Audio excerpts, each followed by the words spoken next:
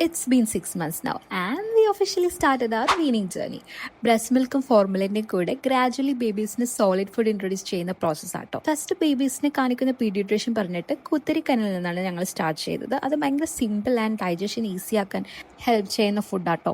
അതൊരു 1 വീക്ക് ഞങ്ങൾ കണ്ടിന്യൂ ചെയ്തു. പിന്നെ റാഗി കൊടുത്തു, അതും ഒരു 1 വീക്ക്. ബേബീസിന് ഫുഡിൻ്റെ ടേസ്റ്റ് അഡ്ജസ്റ്റ് ചെയ്യാനും അലർജൻ ടെസ്റ്റ് ചെയ്യാനും കേട്ടോ 1 വീക്ക് സെയിം ഫുഡ് റിപ്പീറ്റ് ചെയ്യുന്നത്. Then I felt they need some variety in taste and nutrients.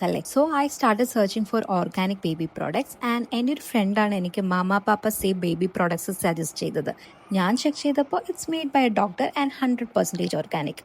അത് കണ്ട് ഞാൻ ഫുള്ളി കൺവിൻസ്ഡ് ആയി. I ordered 4 products from them: sprouted ragi powder, നവര നേന്ത്ര മിക്സ്, കുന്നങ്കായ mix and banana millet mix. ആദ്യം കൊടുത്തപ്പോൾ കുറച്ച് ഫണ്ണി എക്സ്പ്രഷൻസ് ഇട്ടെങ്കിലും പിന്നെ റെഗുലറായിട്ട് കൊടുത്തപ്പോൾ they started loving it. Honestly mama papa say made our weaning journey so smooth. And ഈ ജേർണിയിൽ നിന്ന് ഞാൻ മനസ്സിലാക്കിയ ഒരു കാര്യം എന്തെന്നാൽ എല്ലാ ഫുഡും ബേബീസ് ഇമ്മീഡിയറ്റ്ലി ഇഷ്ടപ്പെടില്ല. Some they will accept and some they will reject. അത് കംപ്ലീറ്റ്ലി നോർമലാണ്. And no force feeding. Food time should be a fun time അല്ലേ?